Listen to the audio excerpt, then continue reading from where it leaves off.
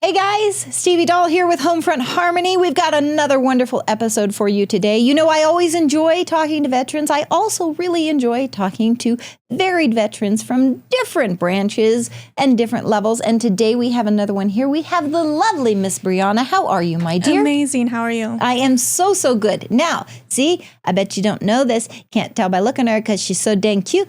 But you served in the Army? I sure did. Oh my gosh. Mm-hmm. Okay, how long were you in the Army? 3.5 years. Wow, what did you do? I was actually a wheeled vehicle mechanic. Yeah, I know. Okay. Don't ask me to fix your car.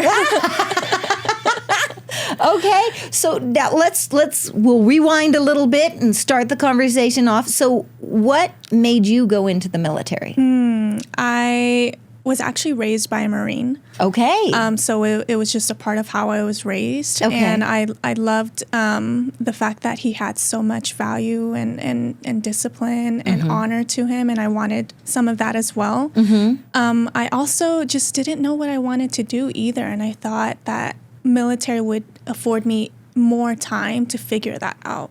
Gotcha. Now, how did the Marine handle it when he found out you were going to be an Army girl? Right? He took it really well, actually. Okay, yeah. Surprisingly. Sometimes, yes. Just saying. No, for sure. And what made you pick the Army? I just resonated with the Army in particular. Okay. Yeah. Okay. So you joined the Army, you ended up being a mechanic. I know. Okay. And I also did like what civilians know as human resources while I was in as well. Okay. Well, usually there is double duty. You know, you're doing two jobs at one time. So, okay. And so you served in that. Now, what made you end up getting out of the military? Honestly, there was a lot of aspects of the military that I didn't agree with. There was a lot of, to be frank, abuse of power. A lot of people got their rank and completely dismissed the human element and what it means to actually respect people. And that was something that I didn't align with. And I knew if I continued, I was going to be continuously susceptible or not susceptible, but exposed to that. Okay. So that's something that it didn't align with me. Fair enough. Yeah. Everybody has different paths in the military. Sometimes the military life works great for people. Sometimes it doesn't. You never know. And that is the beauty of being able to step up, decide, and when you're ready, you know, you can step back too. And yet you are a veteran. You've served your country. We appreciate it. 100%. Thank you for your service. Thank you. And I don't regret it whatsoever. That's fabulous. Now, when you decided to transition out of service, did you have a plan?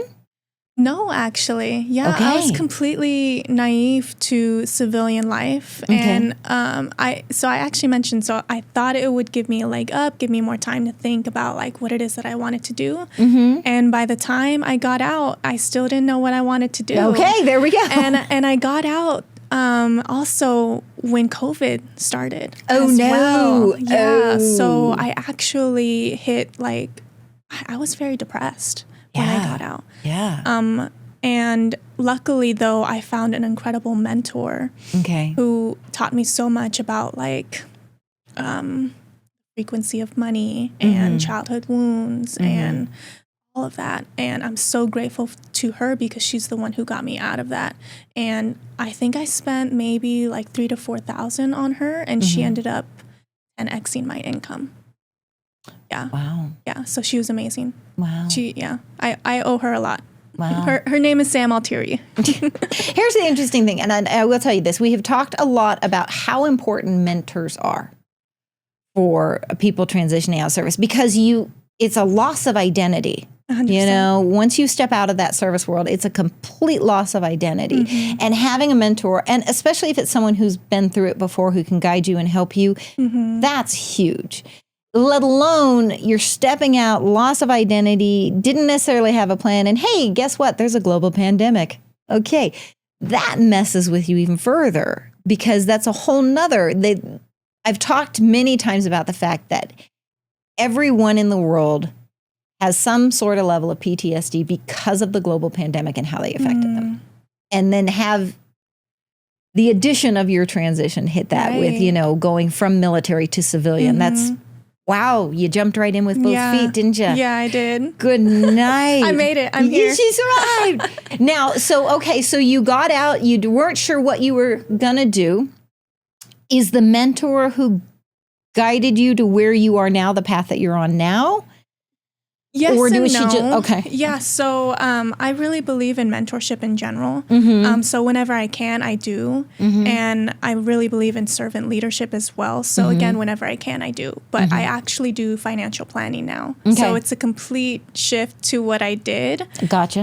It still requires a little bit not a little bit, but a lot of critical thinking, which I believe when you're building anything, you kind of have to have that. Yes. But she's the one that inspired me to think way bigger than Okay. I was thinking. And I actually ended up graduating with my master's in business administration. Congratulations. Thank you. I also ended up, my first business actually was in real estate investing called Unitely. Okay. So I started in that sphere and then Okay. I ended up finding finance and fell in love with that. So now I'm going full force in that. Okay. All right. So we did real estate investing.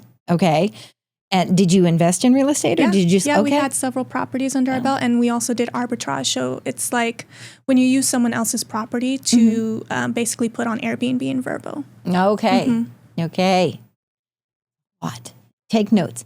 And then you went from that. And now what about the financial planning side intrigued you to go? Because, real estate investing, there are a lot of people very happy to do it quite a bit. We've had several people on our show who that's what got them in the real estate world. I mean, Felicia Rexford started out, investing and then ended up now she's this amazing broker. And, so what kind of was that pathway for you? So real estate will always be like my baby, so to speak. I love real estate investing and I still plan on expanding that portfolio. Eventually, I do want to do a nonprofit organization that houses and educates homeless veterans, gets them out of the street and straight into work. So it's going to be like a business to business operations. Love it. Real estate will always be a part of me.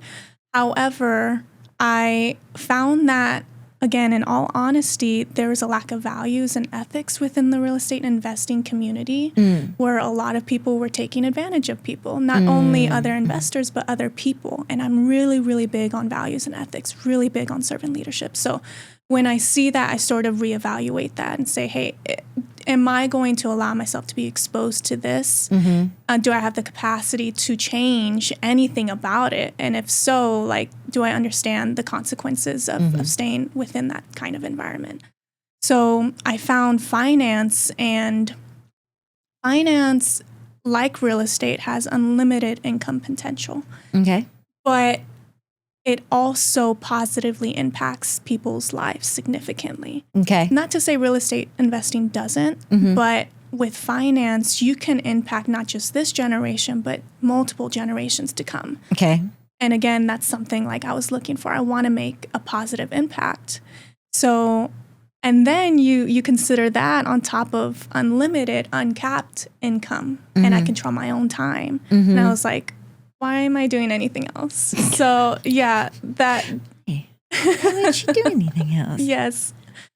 Okay, so now, what do you find that you pull on from your military experience in your now financial planner role? Leadership skills.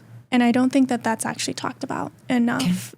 The amount of leadership skills that the military actually gains by being in the military. You're talking about the ability to make decisive action in heated, moments, team building. And it's the type of teamwork that's you understand that when your teammate is doing something that impacts the team, you take that on as your own. It's that level of teamwork. Yeah. And it's completely different in the civilian sphere. It's everyone's out, on their own. So I really take that with me in everything that I do.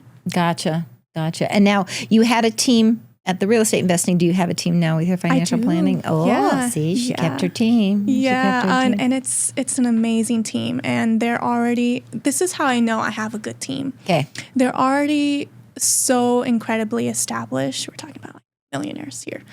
And they don't have to pour into me, and they choose to anyway, every single day. Okay. And I think that's what I look for in mentors and people that, yes, they've been through the trenches and they don't need to help, but they want to help. That's that value and that ethics, that servant leadership that I'm constantly looking for, constantly looking to surround myself with. And luckily I found that. That's very cool. Now, are any on your team veterans as well? Oh, yes. Oh, Absolutely. yes. 100%. So I work with First Command. Our primary, niche is the military community. We specialize in military benefits like SGLI, TSP. So that's our bread and butter. Wasn't First Command founded by a Air Force veteran? Yes. Yeah. So 4 out of 5 of our advisors are prior service. That's awesome. I love that so much. I know about First Command very well. Wanted to get you on my podcast. Here you are representing. Love it. So now let's talk a little bit about what First Command does for veterans or even active duty. However, let's have a little conversation about what you guys do for them. So what would you do if you were working with a veteran? What kind of help do you provide? So in general, we do full service financial planning, A to Z. So you're talking about your basic budgeting, but you're also talking about your little bit more advanced concepts like your stock market, your mutual funds. We even go into retirement, like your IRA, and again, that TSP, SGLI. And of course, foundationally as well, your life insurance. TSP. Exactly. So what is TSP? So it's called a thrift savings plan. There we go. It's another way to make more. It's kind of like a 401k in a sense. Okay. But you can use acronyms. We just make sure everybody knows what they stand for. So you're good. Go ahead. So essentially, though, what happens is we get to know the individual, what their actual plans and goals are. Like say, hey, I want to retire at 70. And we start to pull together all of those tools and resources that we have and say, hey, in order to retire at 70, you need this. Okay. And we start to pull those resources together for that individual. So it's a really catered and specific plan to the individual. Very cool. Now, and I think this is great because especially for those who have served 20 years or such, a lot of them enlisted, this happens quite a bit versus the officers, but you get out of service and the military's been planning your retirement and been setting up your retirement. And now all of a sudden it's your responsibility, and it can be a little bit of a scary thing. 100%. Yeah. And there's so many soldiers, or not just soldiers, but service members that come into our office, regardless of the amount of years that they've spent in service, that literally have no financial education whatsoever. Like they will even have their TSP and say, I don't even know what it does. Right. So that's why I'm so passionate about what I do, because it's so important. Financial literacy is so important. Like that's how you keep veterans from the streets. You educate them on how to properly use these tools that are absolutely available to them, but feel confident in doing so. And that's also another thing too. It's like, you don't have to do it alone. And because 4 out of 5 of our advisors are military, we also understand what it means to serve and that pressure that's also there. So I think we are definitely in a unique position to help our service members. Which is phenomenal. We had Navy Federal Credit Union on in a past episode, and we were talking about getting out of debt, ways to get the savings right. Because there's a lot of service members get their first paycheck, buy a fancy car. But it's also educating the spouses and the children on how to save and how to set themselves up too. I mean, I did not. My husband is the reason I had a 401k. I didn't get it till I was in my late 30s. But my husband's mind wraps around the numbers better when we talked about setting ourselves up for retirement. But I find that's actually quite common with military families. The children maybe don't understand or know as well. Do you guys also offer for the spouses and the children and everybody, educating them all, the whole gamut on it? Oh, absolutely. And we encourage them to bring their kids. And once they're of age, we encourage them to continue to work with us as well. But we're constantly considering the children, if they have some, in the plan within itself. Yep. So it's not like we're just working with the individual service member, but what goals do you have for your kids? Do you want them to have college funds? Right. If so, what kind of plan, what kind of options, and there's so many options. Like, it's so interesting and it's so beautiful to see a service member go from, I don't know what I'm doing, there's so many options, what do I do, to I have so many options, and now I have someone that I trust who knows what it means to serve, that's guiding me the entire step of the way. And the best part is we don't charge for our plans. So it's like, it's a cool, because you get to used to the paycheck to paycheck life. You get used to living that way. But if you have the opportunity to set up and financially plan right, your life, you got that little cushion, you got that little ease, you're taking your steps. And it's not always gigantic steps. That was a big thing that we've talked about before. A lot of people think, oh, I have to do this, I have to. Sometimes it starts simply just, okay, $25 from this paycheck goes into the savings account and I don't touch it. Now, my parents would do that, and then after they got a really good amount built up, something would happen with the car, something would happen, and life happens. But they had that versus going into the credit card debt. They could use the fundage from the savings for that. And I think that sometimes the misconception is that when we're talking financial planning, we're only talking about retirement. That's not true. And we're talking about gargantuan big funds and things that a level that you don't feel you can get to. It's attainable. It takes some, baby steps to start getting there. But, you give yourself the time to do it. And you have, the ability to ask questions and see. I think a lot of times people are embarrassed to ask questions. Yeah. And you got to be able to ask questions. Yeah. It's like when you're buying a home, we say you have to trust the team you're working with when you're buying the home, whether it's the real estate team, whether it's the mortgage group you're working with.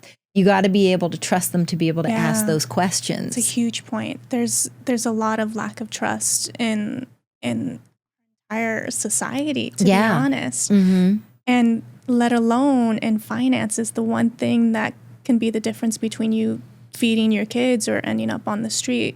And I think one way to determine whether or not someone is actually for you is whether or not is it transactional? And if it's transactional, if it's hey, here's the policy, this is the amount you pay for it. Have a good one. Take care. And you'll never peace out. Yeah. She totally just peaced out. Yeah. You're set.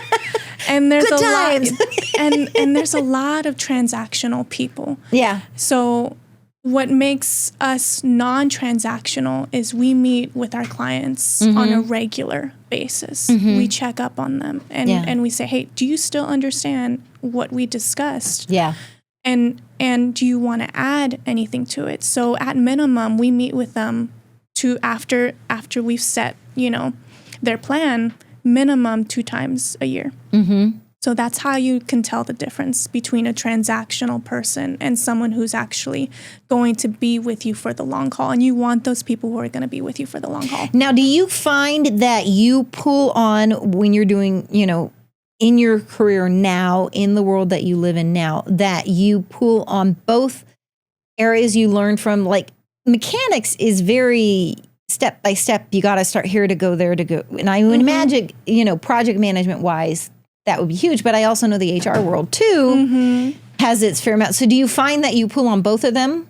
Absolutely. Yeah. Yeah. And mind you, I've been someone who's been so into building from a very, very young age. Like I was building just random things. My dad would always give me these random projects and say, hey, go build this without direction. And that was not intentional. Like Legos, like actual things. No, actual she actually built things. Yeah, so that's actually what got me into mechanics because I enjoyed the process of building things so much. Gotcha. And that's actually very similar with the financial planning side because you're pulling those different tools and resources for the individual. Okay. So absolutely, it's correlated. You're building the blueprint. It's just in a different kind of area, avenue to it. Okay. Very intriguing.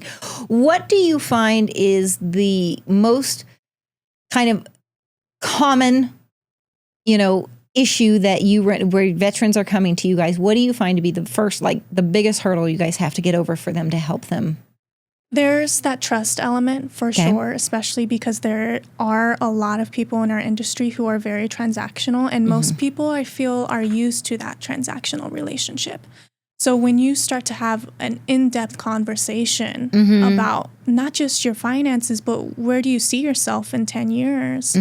Like, do you want to be on a beach? Like, because that's possible if we plan. Right. You know what I'm saying? So trying to get a service member's mind from this very limited perspective of the world to this expansive one is probably the hardest thing because that takes time. You're talking about years and decades of conditioning to be in this lack mindset. And to be in an expansive one, it requires you to question all of that. Yeah. And it can be hard for people. So. Well, and I mean, we have had several guests on the show who ended up getting out of the military and going down the creative route. My dad was kind of a creative guy, or in the sales and entrepreneurial world, which I think a lot of people wouldn't expect veterans to do. But a lot of them do have big dreams and they know where they want to go and what they want to do. And a lot of them don't want to work for anybody ever again. They want to work for themselves. Yeah. They've taken their orders, they've done their, but then there are others that are very comfortable in that space, and to think outside that box is really a big step for them to do. Absolutely. They put them in the box, keep them in the box. They like the box. It's safe, And that's actually why I like to partner with people in the holistic wellness space or the therapy space, because if I can sense hey, maybe this can't be a good partnership right now because they do have those certain blocks and there's no way they're going to be able to trust me and implement the plan because of those blocks, I can partner with a Susie who's been familiar with actually helping people with PTSD. And I can say, hey, respectfully, would you mind if I actually make this connection for you? Because once you fix the root of these issues, then we can actually implement those plans in the way that they're meant to. Absolutely. Yeah. And a lot of people are going, wait, veterans trust veterans.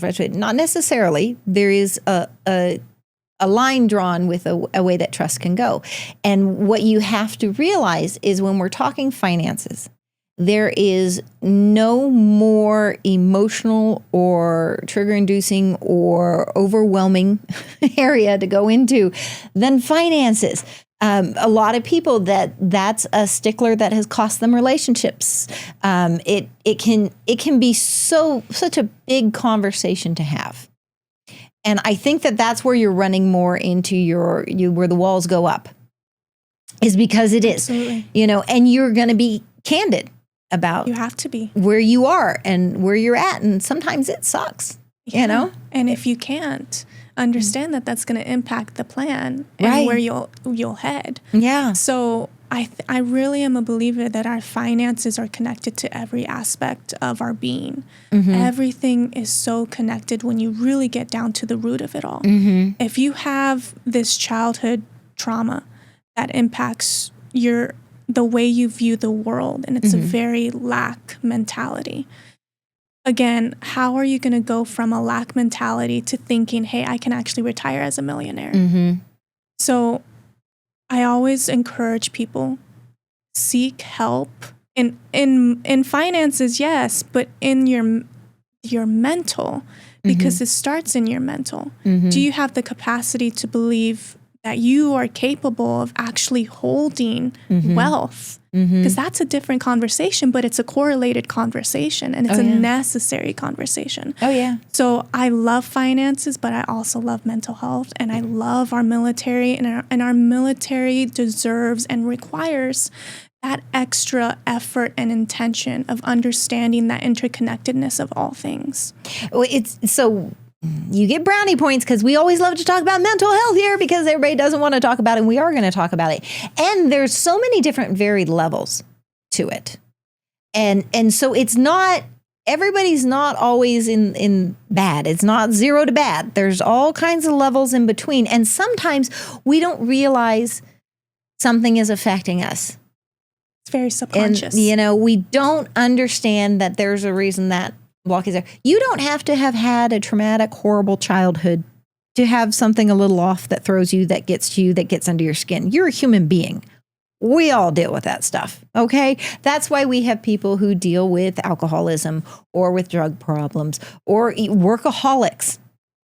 it's all on different levels of different things that affected or kept you going. And it might be something that happened 2 years ago and you don't realize you're carrying the weight of that.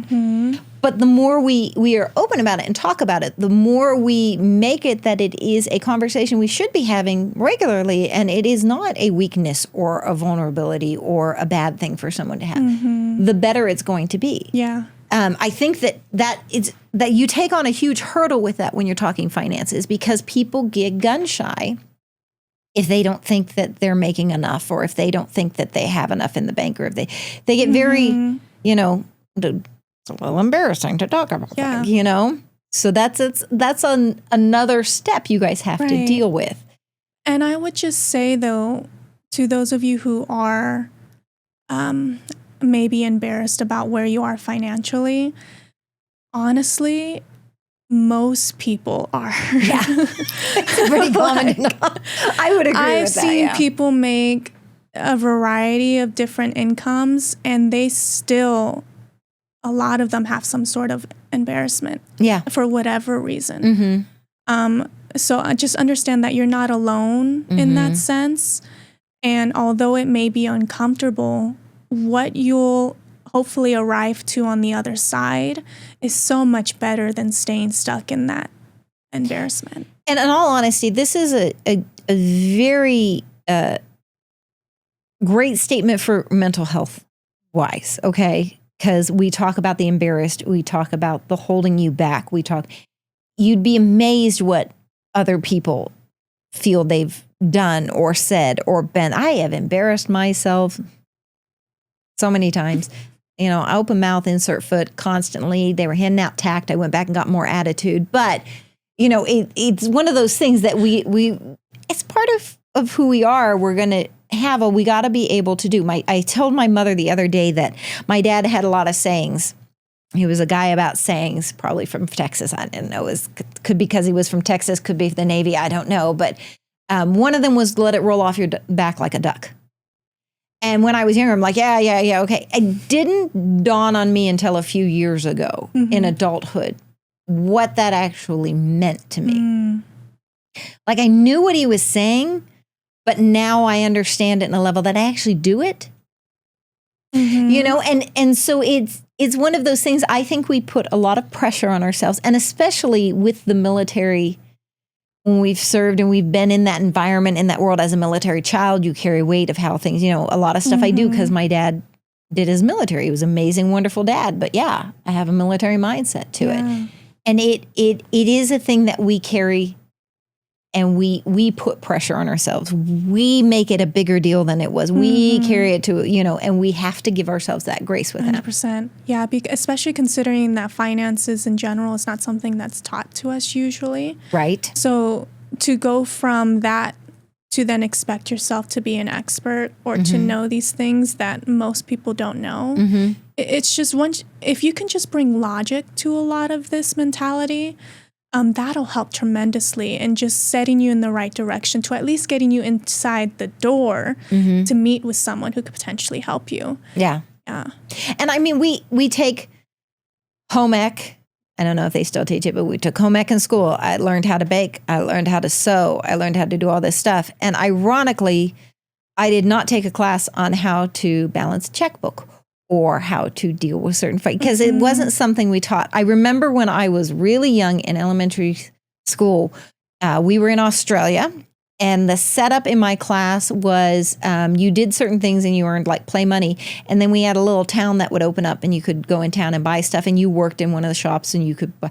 But it was the only thing I'd ever seen in my life that really was trying to teach you about savings and money and doing. And it was like second grade, and then I'm in high school and they're teaching me algebra, but we're not talking about finance. Right. And so it's like mental health. It's not a discussion that happens as much as it should. It's very taboo. And it makes me question, though, if it's intentional. And this is sort of getting into maybe conspiracy theories, but I sort of think about it in this sense.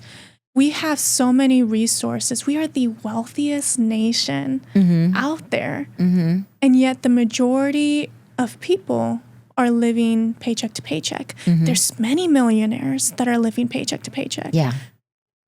So where's the disconnect? How can we have all of these resources and all of this wealth and so many people, the majority of people, not know what to do with it? And I've been just grappling with this over my head, and I'm like, well, and you guys can argue with me if you'd like, but I think that's how actually capitalism works. Capitalism is fueled by those who know and those who don't know.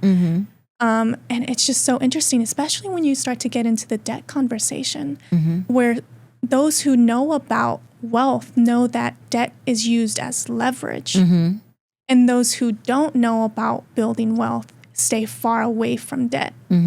So it's just it's a completely different mentality that needs to be adopted. And that's my mission, to just continue to educate myself and others around me to say, hey, this is not scary. It's just new. And we're constantly learning all of these new ways of building wealth.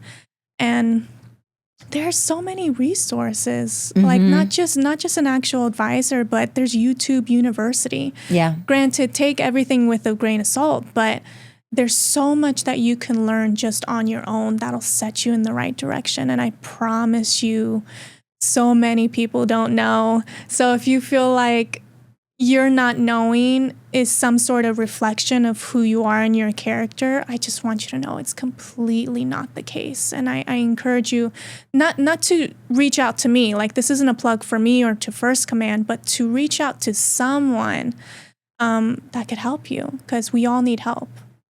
Well, and it's another part of what kind of security girl coming out here, warning. I have a love-hate relationship with AI.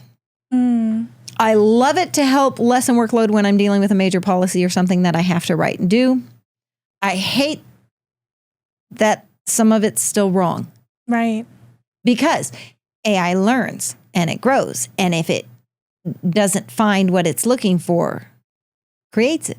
So there were instances when it first came out where people were called out because they were using it blatantly and not double checking facts or situations. Well, now we have videos popping up on social media and everything, and you have no idea if it's a legitimate video or not because AI is that good now, you know? Yeah. And so it is something that a conversation that I have with people all the time is research. 100%. Delve into it. And I loved that you said, like, yeah, you can watch stuff on YouTube.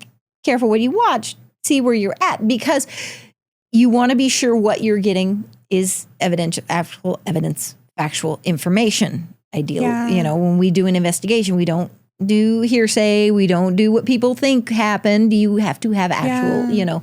So it's the same thing when you're trying to grow your knowledge on something, is taking that time to make sure to research on it. AI is okay and great in certain ways. Like, you know, when they make the video where the bear comes and knocks on the front door like, hey, do you have porridge? That's cute. But when we're talking about actual, you know, facts and information, you want to make sure you've got it 100%. Checked. I've had people ask me like, hey, are you worried with the advancements of AI and what it'll do to the finance sector? And honestly, no, I'm not worried whatsoever. And if anything, what I encourage people to do is to utilize AI in their profession, but to do it, again, ethically, and to understand that nothing and no one is going to have all of the answers. Right. But when you, again, start to pull all of those resources together and you start to ask more questions, that's when you get a better picture. Yeah. So I don't foresee like the finance sector being one of those that's going to be taken by AI. I think it's going to be heightened with AI. There you go. Yeah. I think anything used right can heighten and grow. And I mean, if you look at the fact that you just liked building stuff your whole life, and then you went into the military and you got to do the mechanic side of it because the building still intrigued you. And then you went, military life's not necessarily for me. You get out in the civilian world and you found other ways to keep building because that is your passion that kept going down the line. You know, you just have to figure out the path of where it's going to 100% fit for you. So. Yeah. And another thing too, especially those in transition, I think there's so much pressure to figure it out. And what I remind people is that there's so many people, like, for example, Vera Wang, who didn't what's the word? Her peak wasn't until she was in her 40s. Yep. And I say that to say, like, we are in a constant evolution of growth and expansion, whether we see it or not. The difference is the trajectory. Yeah. And how fast it is, right? Yep. But we're constantly changing, again, whether we see it or not. So what I encourage people to do is to not set your mind just don't set your mind on any particular course or any particular job. Yes, have goals and have things that you want to accomplish, but know that once you get there, it may not be what you thought it would be. And oftentimes what happens is people get there and they realize that. And again, that shame comes into play. Like, oh, I just spent all this money on education and I just realized I hate project management. You know what I'm saying? So there's that shame. Now I have to continue. You don't have to do anything, right, first and foremost. Yep. So just allow yourself to grow with yourself. Yep. Don't hold yourself to these expectations. My daddy always said there ain't no anchor tied to your butt. So, okay. And that we've talked about this a lot with several of interviews we've done with those who transitioned out of service or in the process of transitioning service. Giving yourself grace, understanding the path may change. You may have thought, this is where I want to go. This is what I want to do. And then you get into it and you go, wow, you know what? No, not really. But that looks intriguing. And it's okay to have that figuring out stage. My goodness, all the things I was going to do with my life, people. There's a list. I've done a lot. There's a list. And you know what? Every bit of it helped me become who I am today. Yeah. And I like who I am today. I mean, I understand, the hesitancy of the reality of when you get somewhere that you didn't actually want to be. And especially from a financial perspective, again, you just spent all that money and that time and that effort. You want to start making money in what you put your time and effort into. So what I always encourage people to do is have several sources of income always. Never rely on one source of income. If you have to continue a course to whatever completion because you're there financially where you have to, in the meantime, start developing those other passive sources of income. And then once you're ready to replace that, for example, project management, then go into the thing that you actually want to do. I understand that not everyone can just drop the ball at what they've built, But in the meantime, understand that that's not your root issue. Your root issue is that you don't have multiple sources of income, so you're locked in. So, and we talk a lot about finding your passion. And sometimes we're able to find our passion in our job, what we do, or sometimes our job funds us to be able to do what we have a passion for outside our job. Either way works. Neither one is wrong.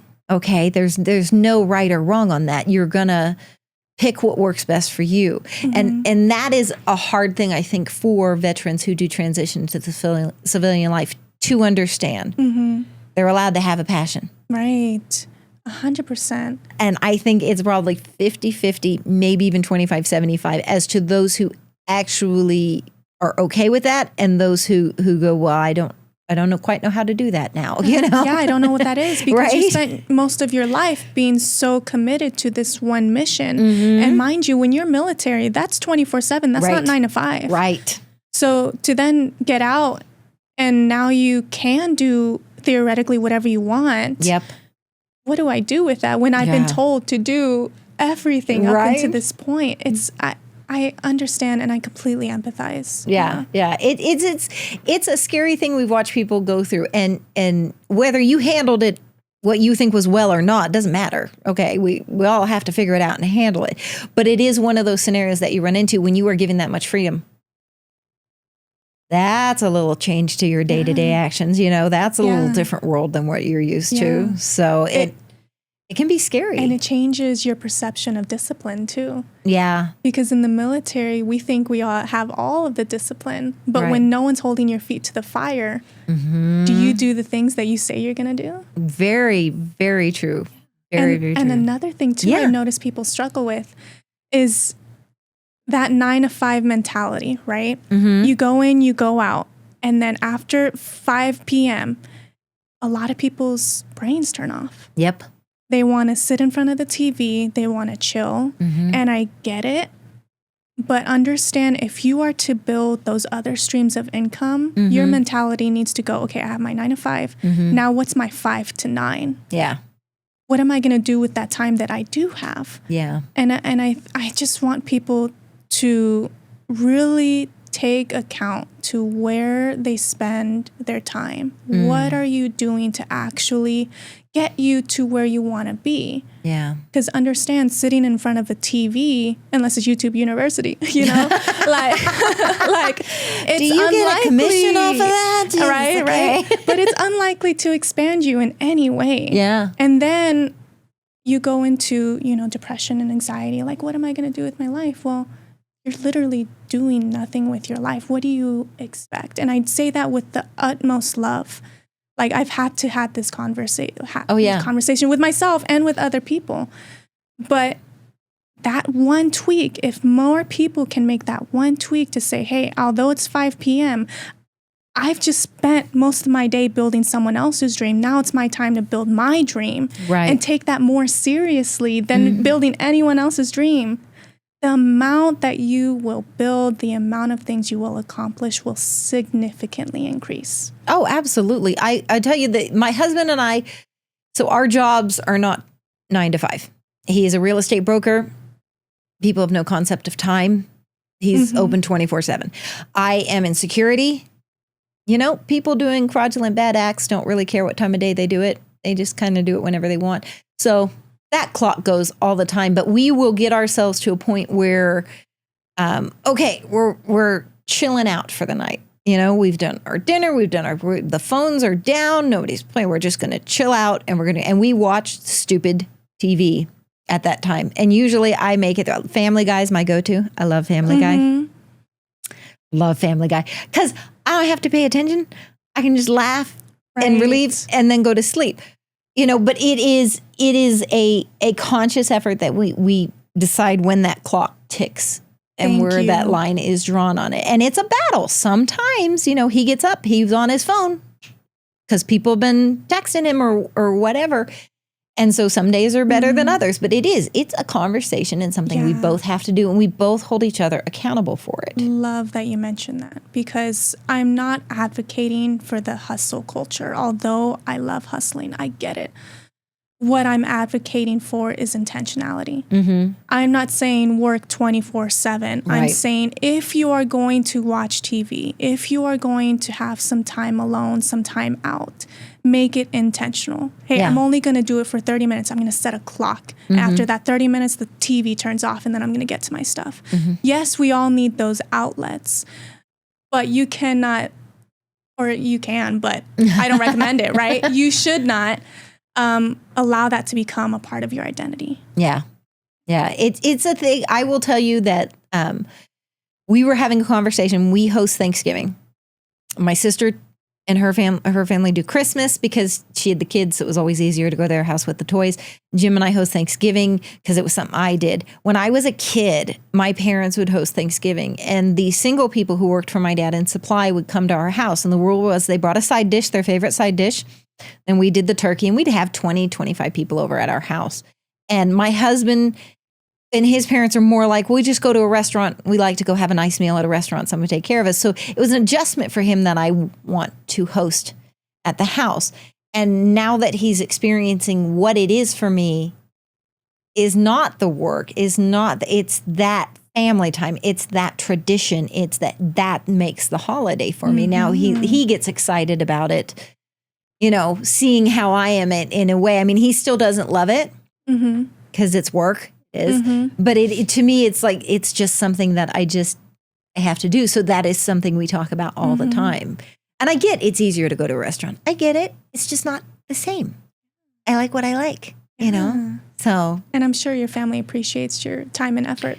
You know what? They help. Yeah. They're in it. My sister makes the pies from scratch. She's like this baking goddess. And my mother she spends the night at our house and she helps me with stuff and everything. And, it's a whole family group event. thing. Yeah. So it's pretty cool that we're able to still do that. So, yeah. I love that, especially now when we're taught to like be on our own, be individuals, isolate ourselves. That community is so important. It is. And I say it because of, one, the impact on me, but two, all those people who would have been alone because we were in Australia or wherever, and they didn't end up spending the holiday alone. They had a family because it was their military community.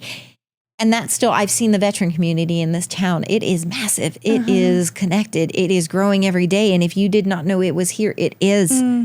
Go to our website. Check out some of our people that have been on the podcast and what they're doing. Get connected. They're there. They're there to help you.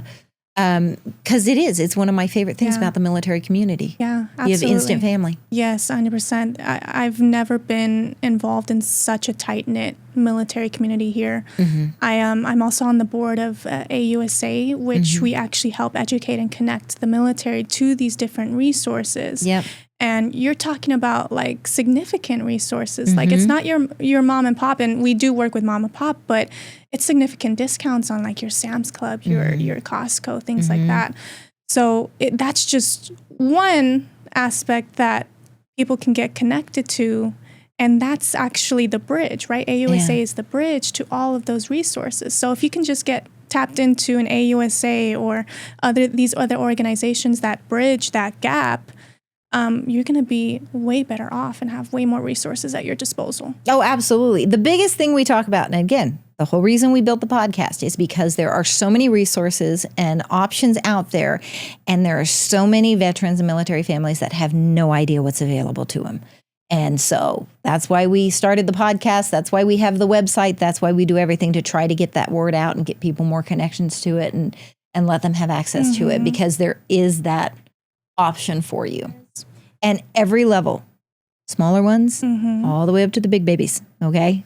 There's all kinds of options. So know that is out there for you and available to you. I really appreciate you coming on and talking to us, Brianna. I'm going to go ahead and let you take a couple minutes, and you can just plug a little bit about yourself, your financial planning. So go ahead and take the floor, my friend. Yeah. So once again, my name is Brianna Augustin, and I'm with First Command. We do financial planning, everything A to Z. And we also waive our financial planning fees, especially for our military. So if you're ever interested in just talking about finance in any context, feel free to reach out to us, and we're always here for you. And what is your website?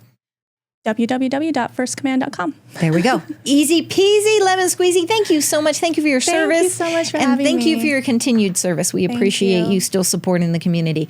All right, guys, we are at that time again. You're going to like, share, follow. We are on Instagram. We are on Facebook. We have our website, homefrontharmony.org. Check it out. If we are missing a resource, you tell us. We will make sure we get that link on the website ASAP. Hope you have a wonderful rest of your day. We'll see you next time. Covered now with rising creases, tickets torn in half.